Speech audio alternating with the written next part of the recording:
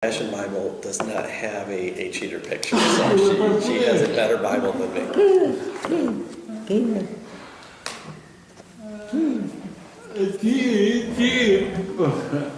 Yeah. Okay, so let's pray.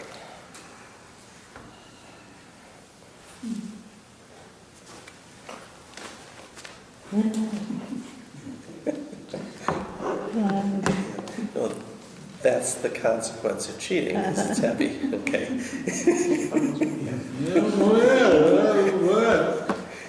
Okay, let's pray. Lord, thank you for tonight. We thank you for your word, which teaches us from kind of A to Z all the things we need to know. And now tonight, as we enter the setup of the camp, and then if time allows, we'll go ahead and back up, finish up the last point related with the goats. Pray that you'll bless your word and bless your people. In Jesus' name we pray.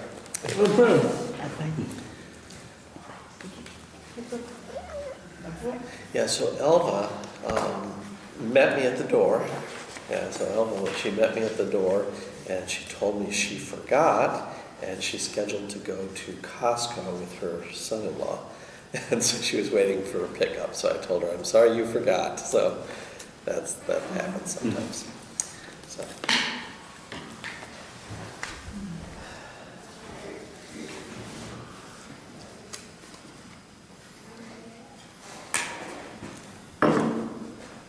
Okay, so up until now we've been discussing about the tabernacle. And so let me just show you where is the tabernacle. We're going to start with the east, right here.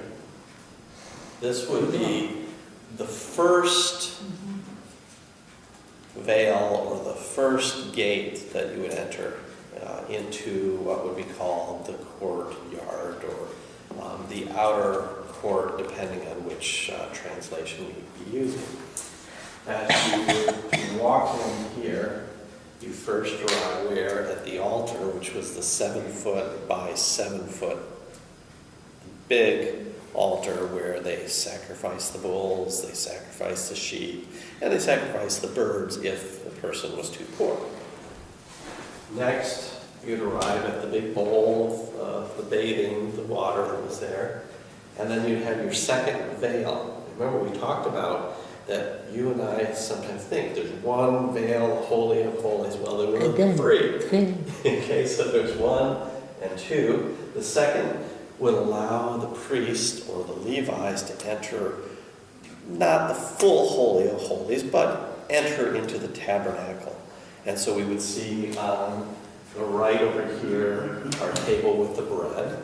And Rose was noticing there was sticks, the same as with the altar, the same as with the Ark of the Covenant, because it was holy and you could not touch the table with the bread except for the replacing. So if you remember, we talked about they had like a plate. And so the one priest would enter in with an empty plate, and the other would enter with a new plate with the bread. And they were not supposed to touch the bread and touch the table because it was holy. Okay, so that's why they had this special way.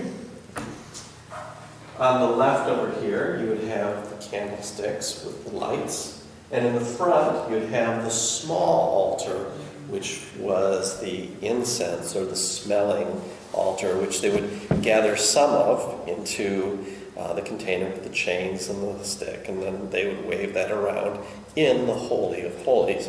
The third, yes? Same picture as Catholic churches? Oh, yes. Do that? Well, not only Catholic, you would enter into a Mason temple, and they would copy that. So there's a lot of borrowing from the Old Testament in cults. Okay? Including with demon worship. There's a lot of borrowing from that Old Testament things that happened there. So, because someone follows part of the verses of the Bible does not mean they understand the connection. Yeah. Well, and that connection is important because we talk about life is in the blood. Well, therefore, when Jesus Christ gets crucified, this sacrifice here on the cross is going to set aside all this Old Testament system. And that's an important point of the Old Testament being closed. Well, lastly, you would enter into the Holy of Holies right here and have the ark, which we finished talked about, had two purposes. One, the ark was there where they would sprinkle the blood. But secondly, also, inside of the ark, you had the Ten Commandments, you had the rod, which had the flowers, and thirdly, you had the bread, the manna, inside of a bowl. And I think also, we did not discuss about that, but when they stole the ark, if you remember, the enemies of the Lord added the 5 small mice that were made from silver. And my understanding was that Jewish tradition was that they included those inside the ark as well to respect God from the time period where it was stolen. Now, that is tradition, I believe, from the Jewish perspective. Okay. Blocked, right here. There was no entrance to the Holy of Holies except through 1, 2, this way. You could not enter this way or this way or this way. Okay? Same idea. The only entrance to the camp, the tabernacle, was through here, not here, not here, not here.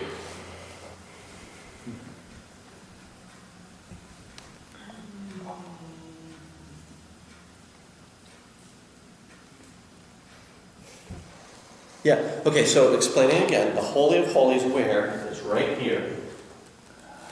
Only entrance would be this way. Only entrance, yes. Yeah, Can't enter here, can't enter here, can't enter here. but that. Well, not only thick, but if you remember, there was wood. You remember they had the boards related right here, and they would come 1, 2, 3. There was not wood on the 4th right here. It was the veil only, the thick. So if a person wanted to sneak in through the back here, he would hit the wood because they had connected all of these wooden boards all the way on the wall. Yeah, you can't go out. That's right. You had to. You remember we talked about 2 weeks ago that the priest, 3rd time, he's sprinkling on the mercy seat. He's sprinkling on the altar, and then lastly, outside, he's sprinkling there. So you're right. He has to enter, going ahead, and then he has to back up. He can't go this way, that way. That's a good question.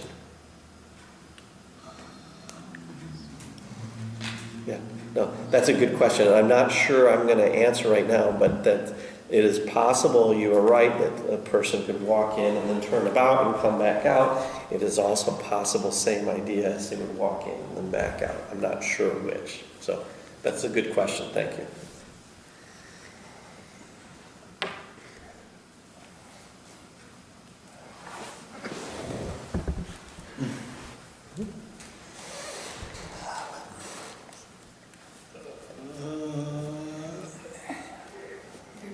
Yeah, well, if you remember, Moses had 2 nephews who died inside the valley of Foolish with the strange fire. So they used that line to pull out their bodies from there. You did not enter carelessly. Yeah. Now, we talk about the outside here. So this outside, this court that we're talking about, that place would be forbidden for everyday walking about. So people who lived in Israel with the tabernacle at the center did not decide, oh, today I'm going to hop the fence here and walk across, and hop the fence and walk across. You must walk all the way around to visit your friends over here. You understand? So there was a block in the center of the camp, and it forced people to recognize that the Lord God was leading. The Lord told the people, you stay here because the cloud stayed or the fire stayed, or the Lord told them to move because the cloud started to move or the fire started to move, and the people took the camps and broke it down and then packed it up, and they followed clouds, they followed the fire. That's right. And so it was set up, break down, according to the Lord, his will. Okay? Now, sometimes people think, okay, really, what's the big deal? But God had a plan and a purpose, and tonight I want to show you a little bit about kind of the vision that God gave to the people of Israel. Because sometimes you and I think, okay, tabernacle, it's kind of small. Remember the measurement, 40 feet this way, and 20 feet this way, and maybe 15 feet this way. I mean, compared with 1 million people, this is a small little tent. It's nothing. But I want to show you kind of the vision or the picture that God set up around the tabernacle to help you understand, wow, what the people experienced themselves. So now we're going to start with Numbers chapter 2. Okay, so Numbers chapter 2.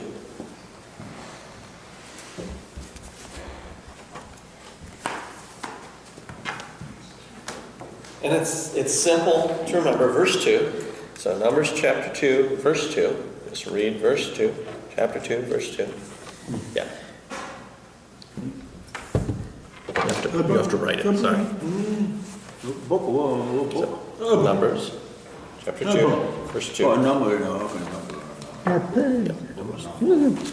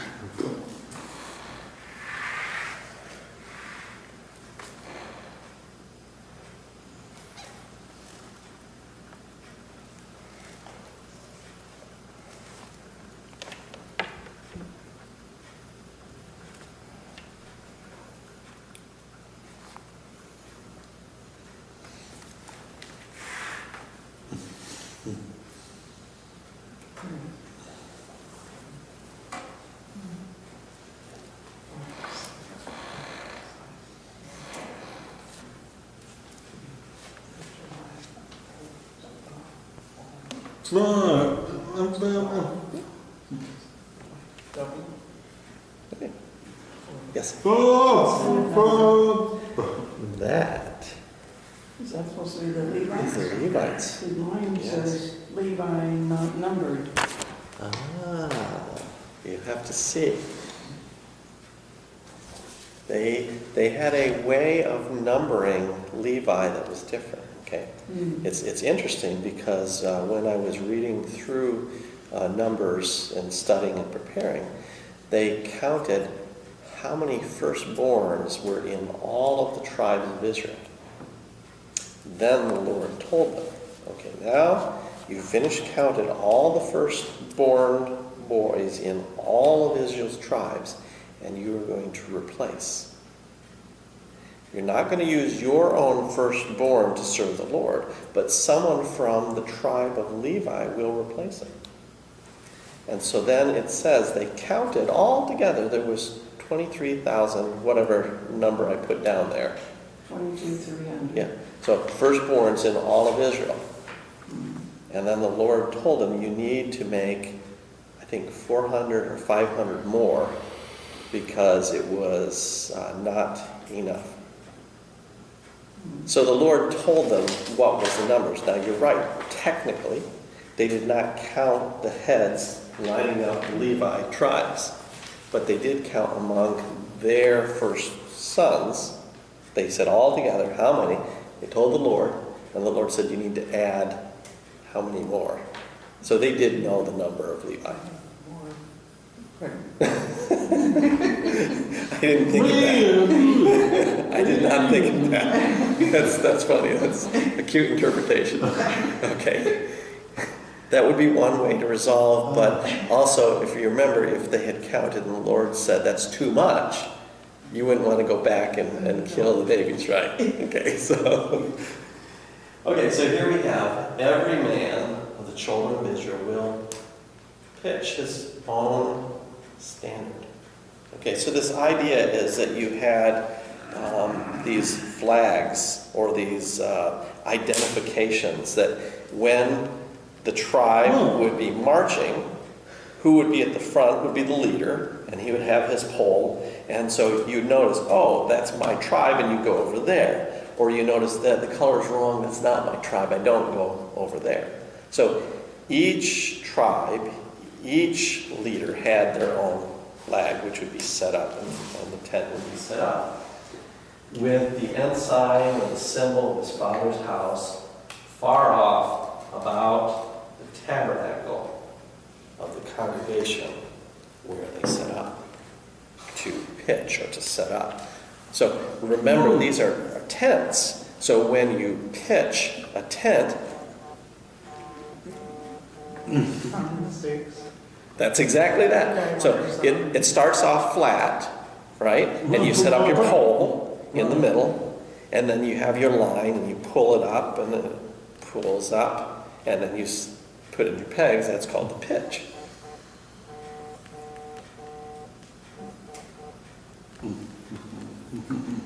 Boom.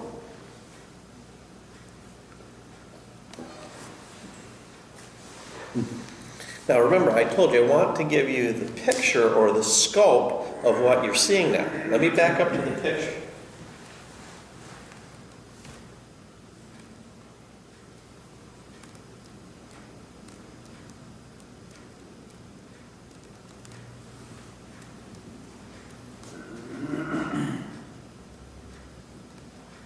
Now you see in your printed copy, you have these circles here. So on the east over here, you have 3 of the tribes which are going to set up or pitch. And you have all together, they've counted from the tribes of these 3, 186,000 men who are over the age of 20. Now, I have a second number that I've put down here, which is a guess. Okay? And what's the guess? The guess is that the men who were over 20 were finished married. So that doubles the number, okay? And then they have an average of maybe 2 children. But that's my guess. Some families, you know, Jacob had 12 sons and 1 daughter. That's altogether 13 in his family. But he had 4 wives. Okay? So if you average and you divide and say, okay, 13 divided by 4, well, that's average about 3 children for 1 woman, right? So my guess of 2 children is not bad, because 3 average would, I have 11, that's right. But I have 1 wife, and my brother has 1 wife, no children. My sister has 1 husband, has 5 children. So altogether, in my family, we have 15 grandchildren for the parents, right? The 15 divided by 3 becomes 5, right? But now we have the opposite side. My wife has a sister, no children. Okay, so we'll go ahead and we can add 1 more adult there, right? Becomes divided by 4. Becomes 4 children, right? Average. Okay, so now 11 or 10 seems a lot, but if we start dividing through all the different adults, it balances out and becomes an average.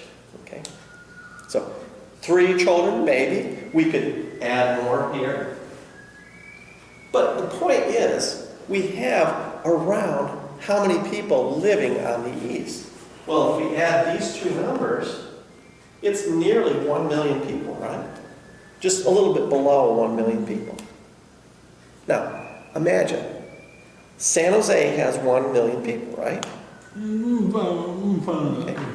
How many miles around the San Jose area?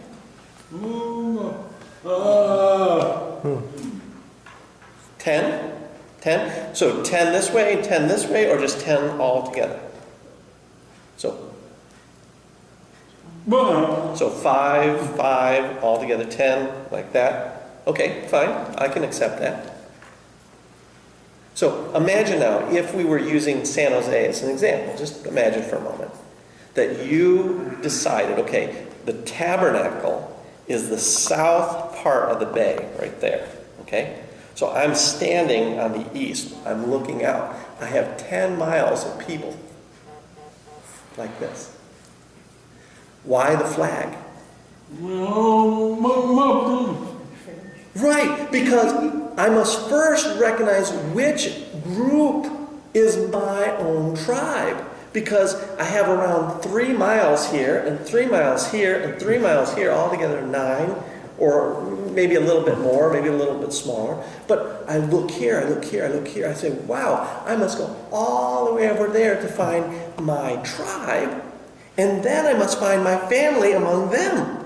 So you have the big flag, which is my tribe, and many smaller flags for the house, and the house, and the house, and the house, for my grandfather's family is there, and my grandfather on the other side of the family is over there, and I don't want to sleep there because my perfect place is right here. So I must find my flag. That's why it's set up that way, right? Yeah, you don't want to have a war between the two sides of the family, right? Okay. Okay, now we're going to talk about the animals as well. That's good. Thank you, thank you.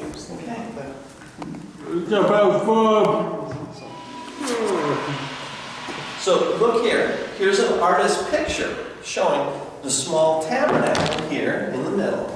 And then many, many tents all the way through there. And all the way through there. And all the way through it. And all the way through there.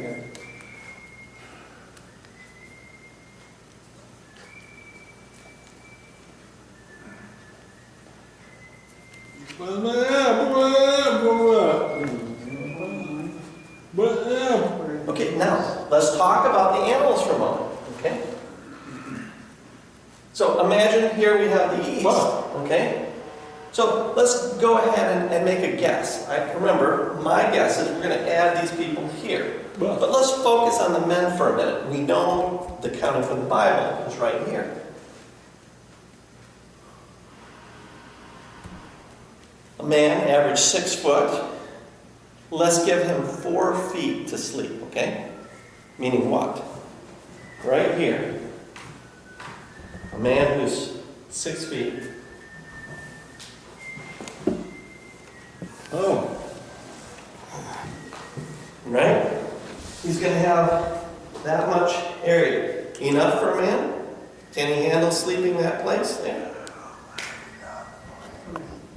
If he's single. Well, if he's single, that's fine, but Richard is right. He adds his wife, he adds his children, and you have this small little area. Well, we really need a little bit more, like coming out for a tent, right? Yeah, so 6 foot, the man, and 4 foot the size for his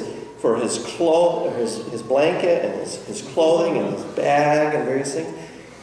Yeah, this is the same idea. You know, you join a train and you enter into the room and you go, wow, I should sleep in this little bunk bed right there. And they say, well, that's shared with 4 people.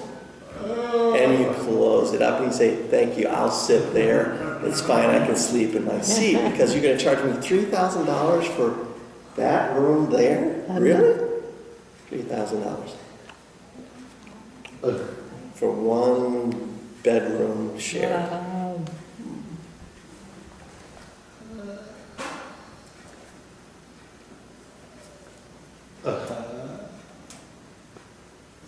You're exactly right. You go and you visit Japan, okay? They will have 3 generations of people in a room. Okay? So grandfather, grandmother there, the parents there, and the children there, okay? All together in that room, and it is small. And they use like below the floor. You know, they put up and the bed gets put down and they hide it and then they set up the table and then at nighttime they break down the table, they pull it up, the bed is hidden in the floor and they have the dividers, you know, for privacy because changing clothing in the same room. Wow, you're right. There are some cultures that are very small with the size. Yeah. Yeah, same as a mobile where that you can change that table there and it flips over and it becomes a bed or an RV, right? Good. So you understand. So now we have now set up, okay, fine, we're going to count how many places we need here. So I need 1,240 rows. Okay? For that size. And if I add their families, I need 4,900 more. Okay?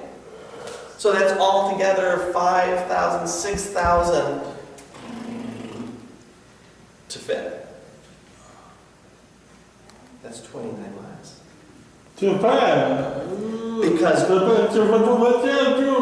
Because you can't have levels in tents, right? It's one floor, right? So San Jose is built with some buildings.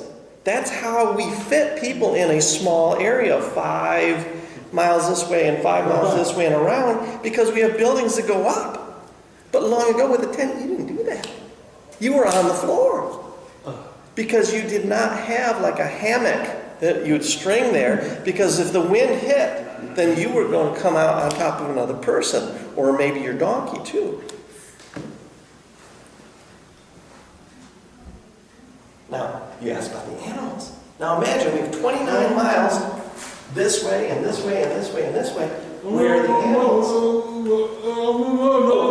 But remember, God provided the water, right? God provided the bread. God provided all of that for 40 years for all of that.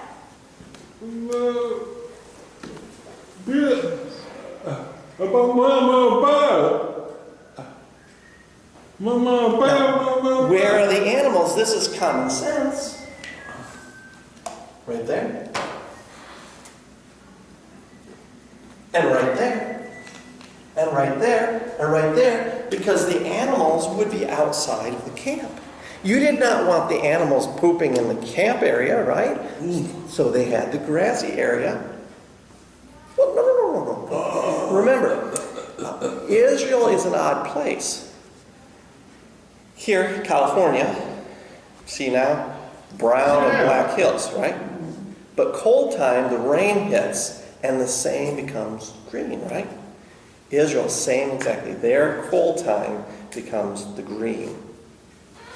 So that season, right, they would go ahead and have. So part of the year, you would have enough grass, and part of the year, God would need to provide. And they would move to a different area. Well, that's right. If it became cold, same as California, you're stuck with the pass. Yeah. Okay, so you see now where we're going to fit all the people. This gives you the vision. This is the idea that I want to give you from the picture here.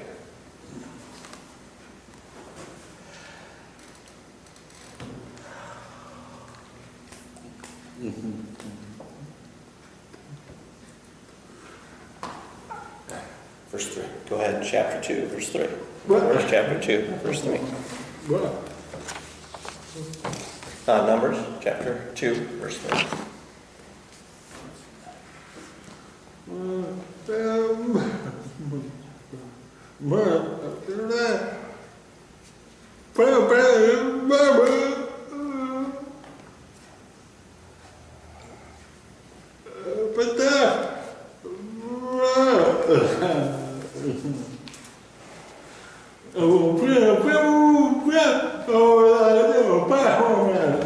Yeah.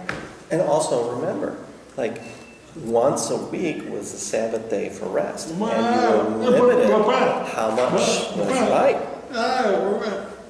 So it would be this local area, you could fellowship there, you could not pass it. That's right. That partly is why they had a representative system. Because you could not go to the tabernacle on the Sabbath.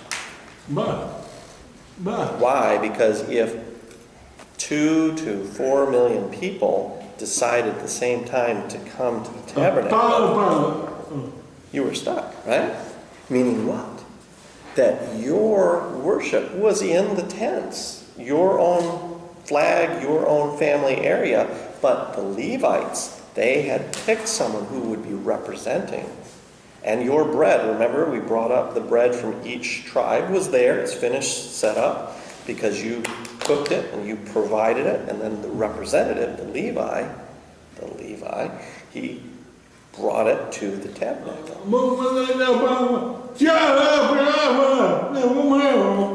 Outside the camp, remember? So they must, that's right. We talked about 2 weeks ago.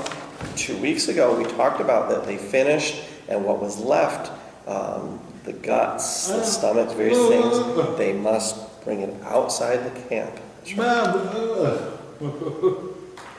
So there were Levi who had garbage duty, that's right.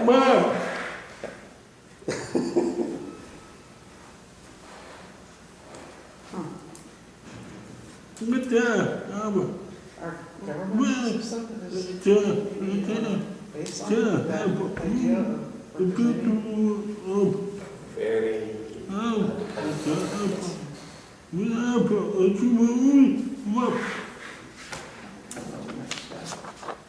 The east, you remember we talked about the east, the rise of the sun will be the standard of who?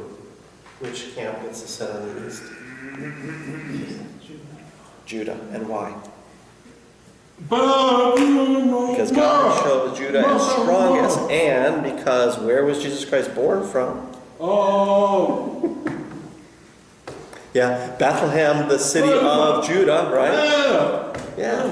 So, no, he moved to Nazareth afterwards, but his birthplace was Bethlehem. Bethlehem, the city of bread, the city of David, right? So Judah is to the east because God set up long ago prophecy related with Jesus Christ, who's not yet born, who's not yet been told about, who will, in the book of Ezekiel, if you remember we talked about the temple from Ezekiel, after the 1,000 years, and we talked about the 1,000 years, Jesus Christ will lead the people to that gate, that east. So Judah has very, very importance. That's why it's set up first. The Lion of Judah. And so they set up their tents through with their armies, and then they pick which man here is the representative. His name is Nashon, the son of Amminadab. He will be the captain of the children of Judah. Now the old captain is fired. Because if you remember, when they go ahead and they spy out, there was only 2 who were good spies who went ahead and gave the report, yes. Right? And there were 10 who said bad. So now God is appointing who will represent the captain for the people through this walking through the desert, this walking to the wilderness. Okay? Let's continue verse 4.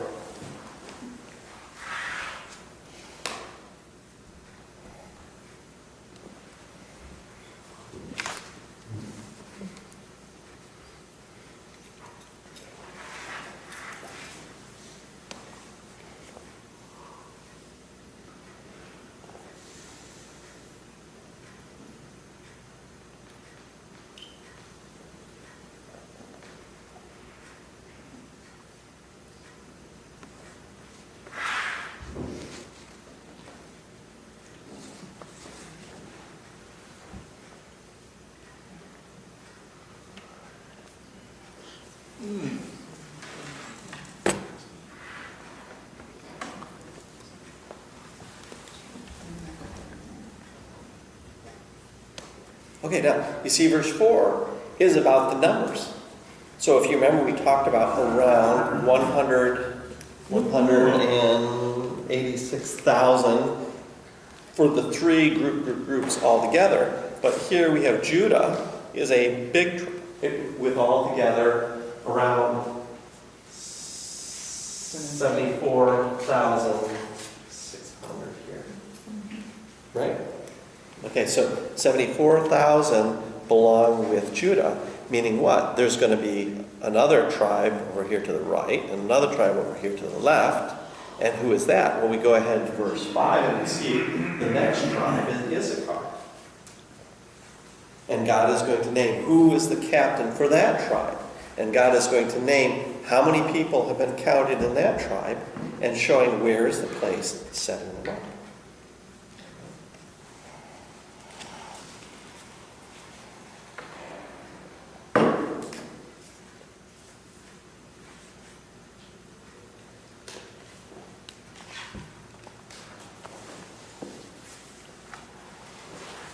So we see central on the east here, we have Judah. Then we have other Issachar and Zebulun, these two, here and here, set up and set up. You can continue through chapter 2, and you can see God tells, okay, fine, finish, set up 3 on the east, name, name, name, who is the captain, how many, finish, and then it goes ahead and it talks about here to the south, here to the west, and here to the north. And then it explains which tribes will be set up where, which man is chosen to be the captain, how many people are all together in that area. So God himself is paying attention. You know, in the New Testament, Jesus Christ said, God does not forget when a bird falls down, but he remembers. And how much more important are you compared with the bird, right?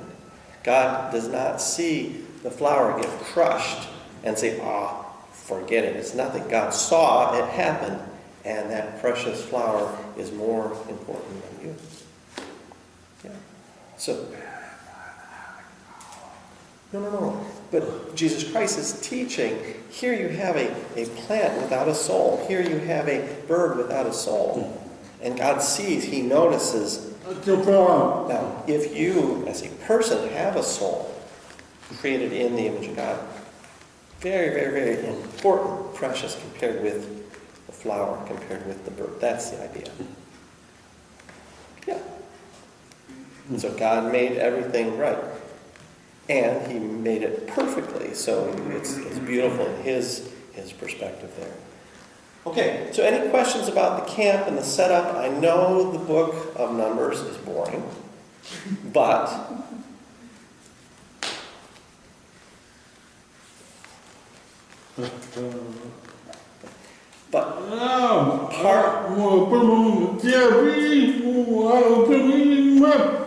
well, God is speaking to Moses at this time period, and then Aaron is speaking for Moses, remember, because he said, I can't speak with the people, right?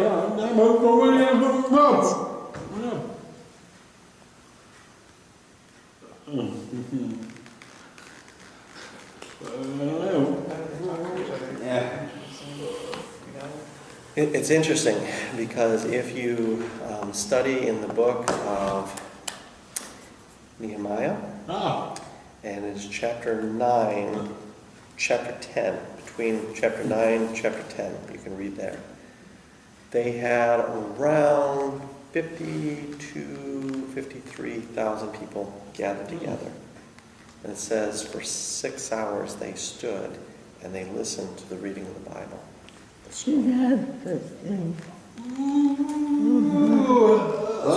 My suspicion is they did not use one person, but the one person who spoke had people who were copying outside of that. That's right.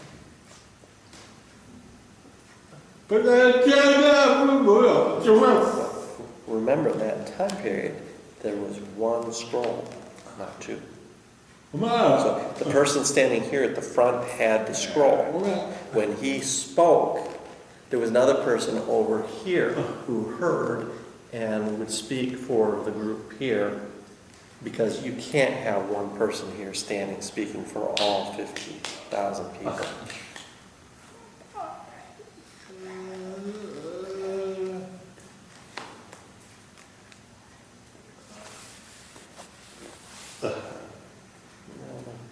You're misunderstanding me.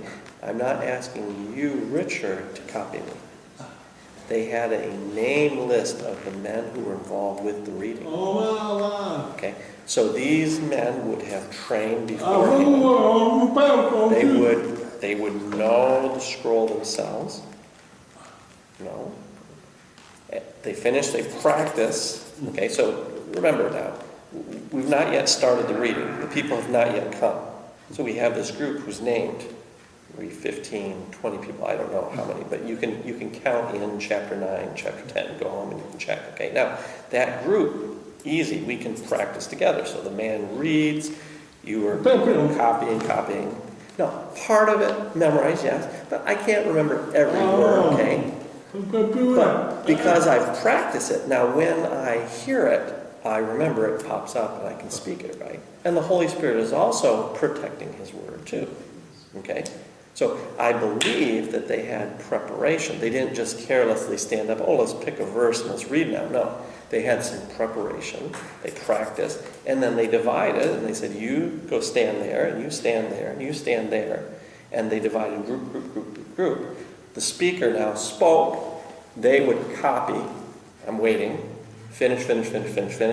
We could go ahead again. Speak again. Copy. That's the 6 hours. It's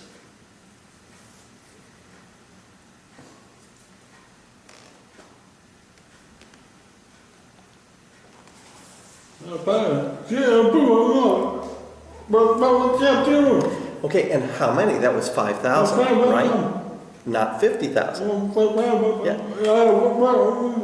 So 5,000 with proper, you can, right? 50,000 a little bit too much. And also remember, Jesus Christ has a special voice. I'm sure when He spoke and the deaf person heard Him, okay? Yeah. Okay.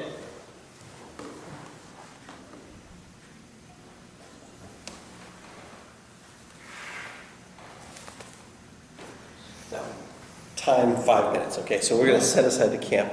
2 weeks ago, I was showing you about the 2 goats, and the one which escaped and the other was killed. And this was the picture that I showed you. We finished read Isaiah chapter 1, verse 18. We talked about the red blood that was on the cloth. Yep, right.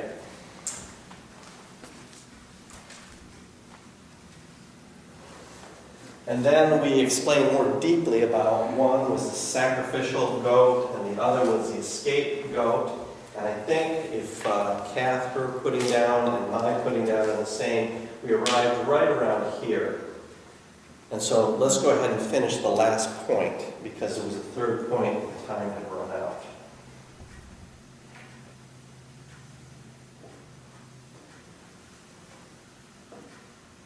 So let's open up to Leviticus as we close. Leviticus.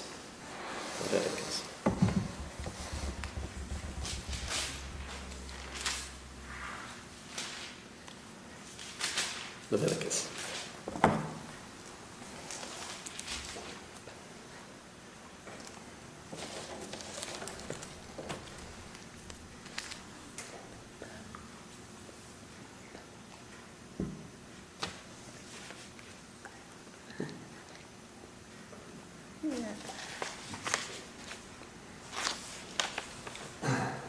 chapter 16.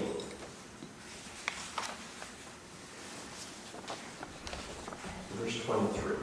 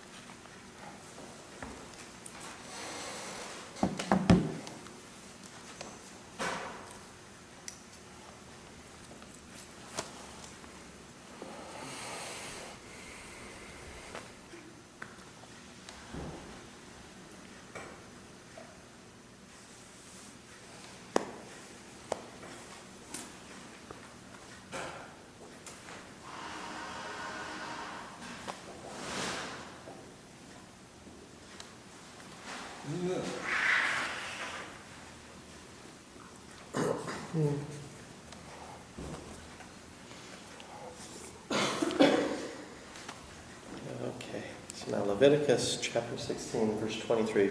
We finished, set aside the 2 goats, and it says, now Aaron, this is the priest, will come to the tabernacle of the congregation.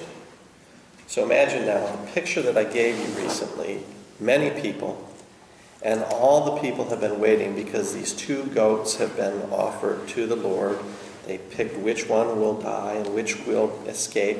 And they've witnessed as the priest brought or led the one goat outside past. And if you remember, Todd, 2 weeks ago we talked about that there were the 12 places, and it would take. Now you understand why, because if it's 29 miles, well, you can't go through it. You must go across it like this. So the diagonal, as we come out, diagonal. So you remember where the animals were? Okay?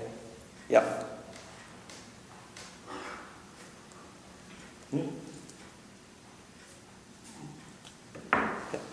So when we finish talking about now, this big congregation has just witnessed now as this goat has been led out here. And this is not a short process. I think Richard and Todd were discussing about how much time it requires to walk 2 miles or 5 miles. And so, yeah, we're talking about a few hours that you're waiting and you're waiting and waiting up until the goat is finished far out and it escapes with the blood on its head. And then the priests, as they come back in, have 1/2 of this ripped cloth to show to the priest in the tabernacle. And so you're waiting for them to pass it all the way back to arrive. So maybe altogether 8 hours or 6 hours process, and all the people are witnessing and standing there waiting. Mommy, can I have lunch now? I've been waiting. What's happening? No, you be quiet because this is a holy day. This is once a year. You can just wait patiently. Okay, 6 hours, finish. Finally, the priest receives the cloth which was given and takes it and enters into the tabernacle, and we are finished. Finally, the worship day, the atonement day is done. Now, the Levites are not yet finished because they must wash up. Because remember, they're covered with blood. And so we see here now, he says, he puts off his clothes of linen, and he goes where he went to the holy place, and he leaves them there. Now, someone tomorrow is going to bring them to the washing. But for today, he's going to put them off, and he's going to leave them. Why? Because the next thing, verse 24,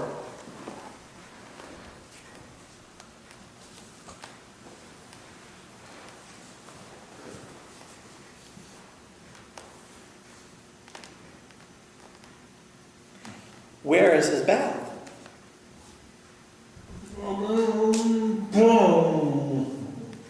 Yeah. Meaning, remember the big laver there. They're going to have some water from this big laver right here. They're not going to go home dirty. They're going to finish, clean, bathe right here in the holy place. And he's going to set up his new clothes. And he's going to come out and sacrifice one more burnt sacrifice. And that burnt offering related with the people and make a payment for himself and for the people. Because what happens? He knows that among the people here, there's been some sin in the 6 hours, right? Before, we've just cleaned up. We've had all day perfect. Now someone among them has made a mistake. It's shown up. So he goes ahead and there's one more sacrifice. And it's interesting because when I was not a pastor, I did not understand that. But if you notice, Jesus Christ, it says, when he finished, fed the 5,000 people, what happened afterwards? Yeah. We told the disciples to collect what was left, right? So they're cleaning up. Yeah. And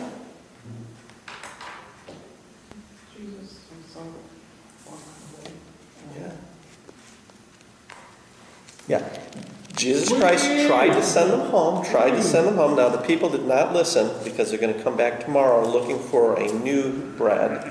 Okay? But you were right. It says that Jesus Christ went away alone trying to find a place to pray. Now, it's interesting because, you see, there is a lot of busyness with worship.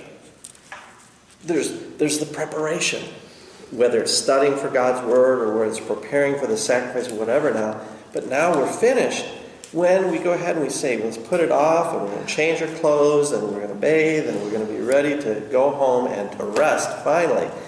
There is some personal worship that needs to continue to happen. And so I think that's what we're seeing here as he continues, because in verse 25 now,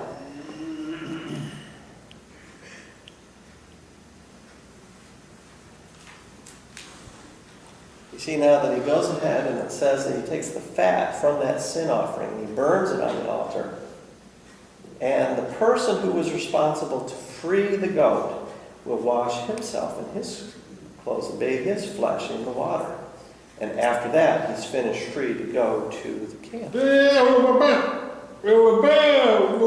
Yes. So now we have a line of priests who were involved with all day, and they're waiting for my next. Well, but he's not yet free. So when the time happens, I'm sure, remember, the Sabbath is from sundown, sun up, right? So they finish through this time period, and then they're all ready, and they leave and go. Their responsibility is finished. Okay? Now, in this last part of the worship, there's also the garbage. And so I can remember when I finished as a pastor, and people are leaving. What is left is the garbage. You know, it's the papers that the kids have dropped around. It's the food from the fellowship time that's not yet been vacuumed near the line, you know. The middle, people have swept, but on the line over here, they've not yet seen there was some of the food that was left over there. And so the pastor or the usher or the person who's responsible last is going to clean up. And that is a dangerous time. Why? Because first, we're tired. It's been all day and we're ready to leave. Secondly, you're hungry. Thirdly, your spirit. Yes, you've been satisfied with the worship, but you've noticed he was complaining, he was gossiping. You've noticed the sin. And that dangerous time now has to be guarded, because you must remember, this is really worship. And cleaning up is part of your reasonable service to the Lord. Therefore, I say, rejoice. Right? And so you can imagine now that the priest is looking, and you had smelled that beautiful, greasy smell as they burn the fat, right? But what is left? It's the guts, right? It's the bones. It's the ugly things. And someone must bring it out. And bury it. That's right, because you did not want dogs, right? And so, if you remember, we talked about the middle of the camp. And now, understand, I do not mean the tabernacle. My picture shows this this circle here. Let me show you the last picture.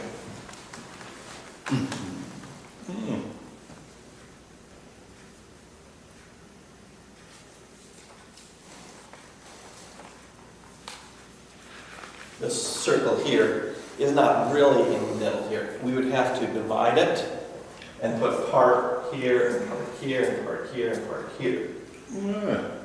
And Joni is right. This is the representative system. So between God and man, you have a gap. And so if you imagine here, we've set up the tabernacle right here.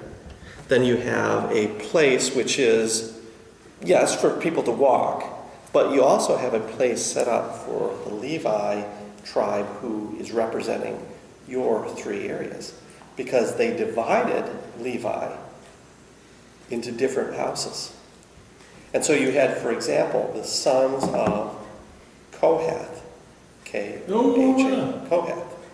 And they were set up to represent a group over here. And you had the other, the sons of Aaron. And they were set up as the high priestly area. And then over here, you had a different group, and they name and they name and they name the different parts. So imagine now 22 to 23,000 people right here are divided into 4. So about 5,000 here, 5,000 here, 5,000 here, 5,000 here. And you were telling me about the distance, right? They don't go far over here. They live right here.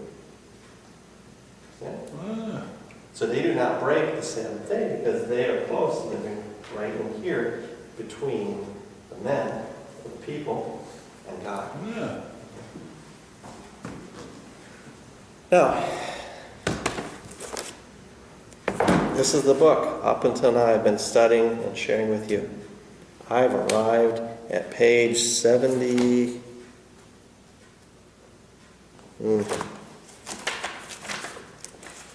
97. Not 79. 97.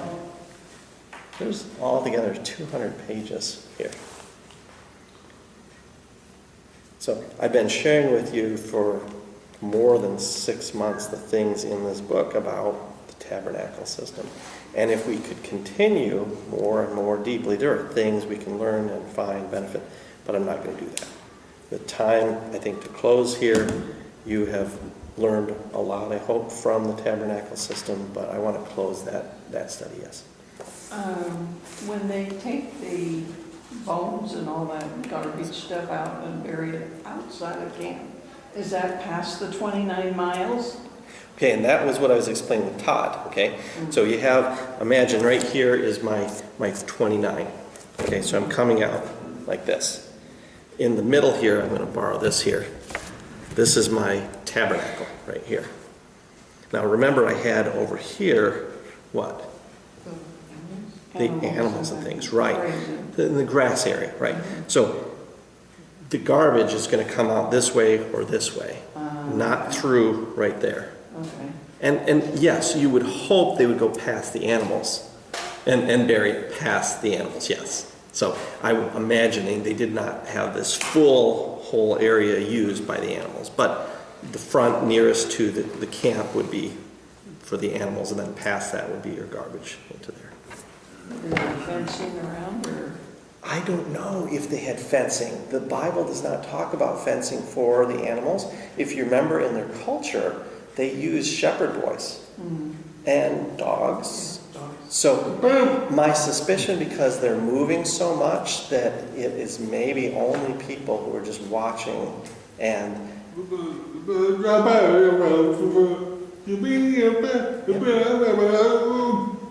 talking about in John where the sheep know my voice. Okay, so they didn't use a fence to divide, they used a voice to divide. So your group understood your voice and your group understood your voice. You know. So I'm doubtful that there was a lot of fencing set up there. So you sometimes show up sheep in your tent too. If you have a careless boy who's watching outside your tent.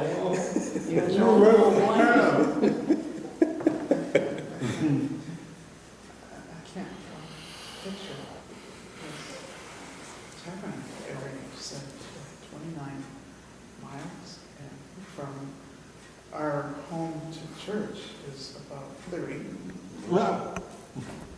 So, and my old mobile home was like 40 feet, and then double that was 12, and you double it.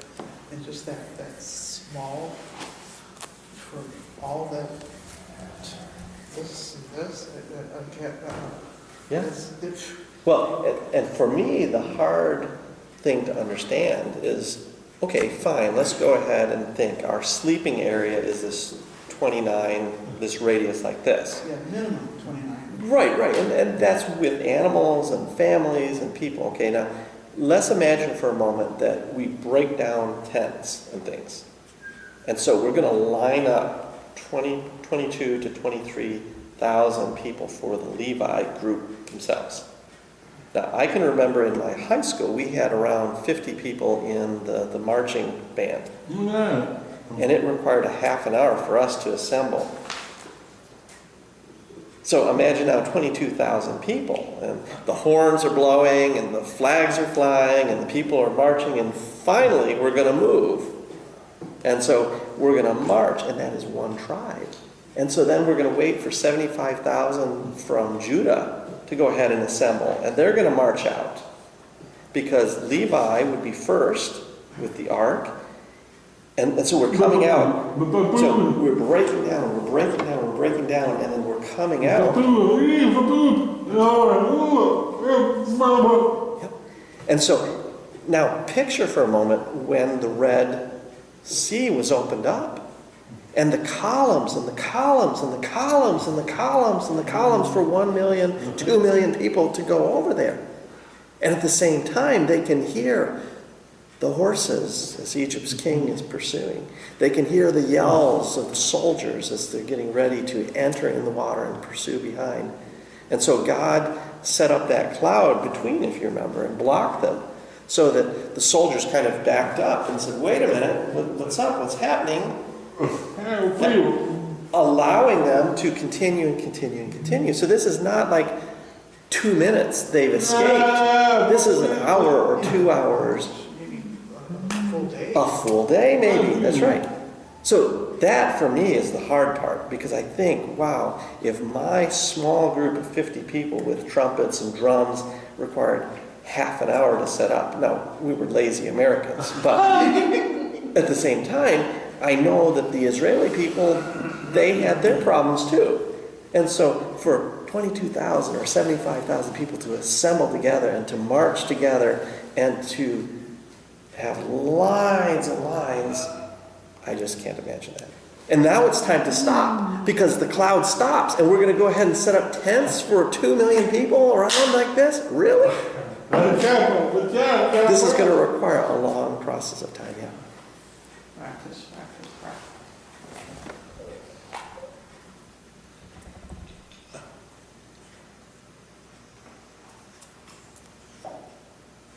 Yeah. And Kath tells practice, practice, practice, because the first time you break down, it's a little bit awkward, but the 300 times you've been practicing, now it's a little bit more swift to set up. And you start teaching your children. And you start teaching your children to help drive in the pegs and various things, right? Very good. Okay, so I'm hopeful that you have enjoyed this study about the tabernacle worship system and have benefited some and has increased your faith in God and to see kind of the vision. It helps me not to worry about my family size. It's not a big deal for 12 people to join a van compared with Moses. His headache was worse than mine, right? You're laughing, why?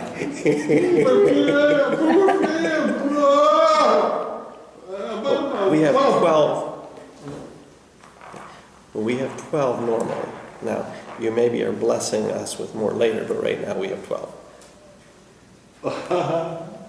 No, we have 10 right now.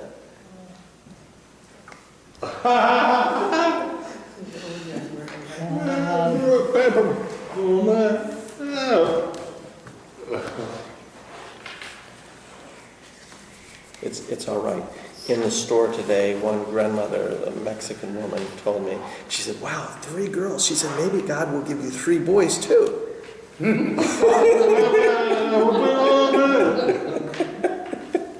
I have, but I left them home. I had the 3 with me.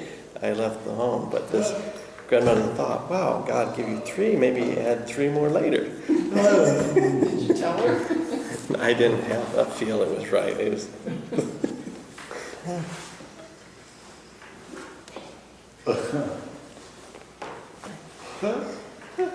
Well, let's collect prayer. What do we need for prayer? For your mother, for her leg? Okay. No.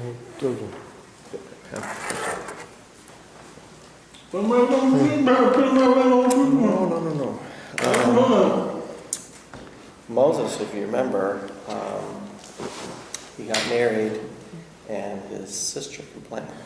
No.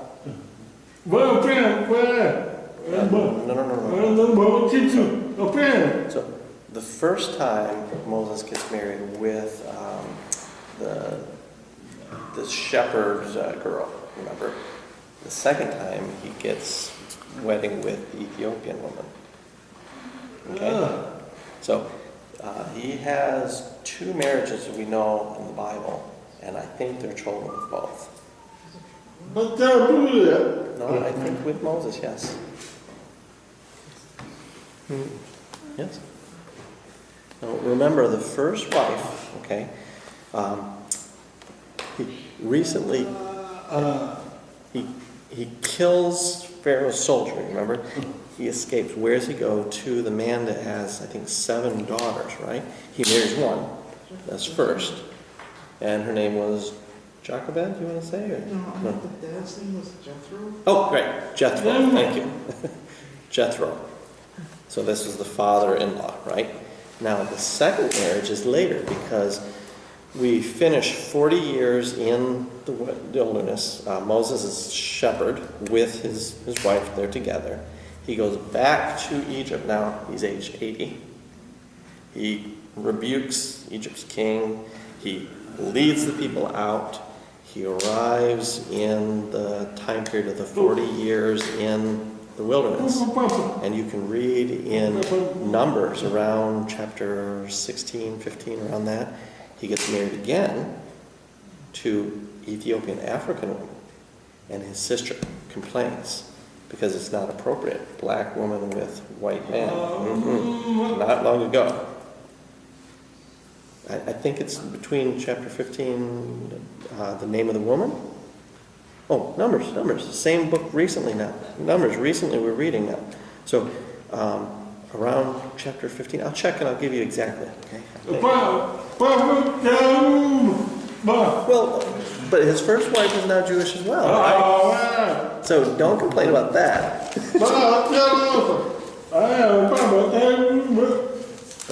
Moses was trained in Egypt. I'll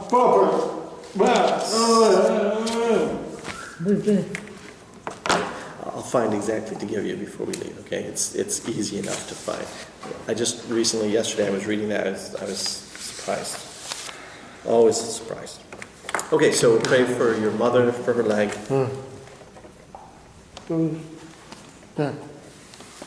And also your sister. Okay, good. Other prayer? Praise. My wife's back. And your wife's back.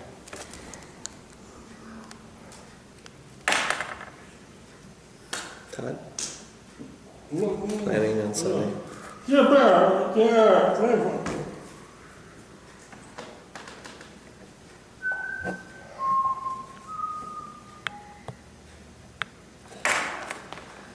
right, we pray for Sunday. I received answer. Joni, I don't know if you also received answer from Tim Heinrich. I did want to contact him to what the man was speaking about. Okay, that's good. That's wise. Thank you.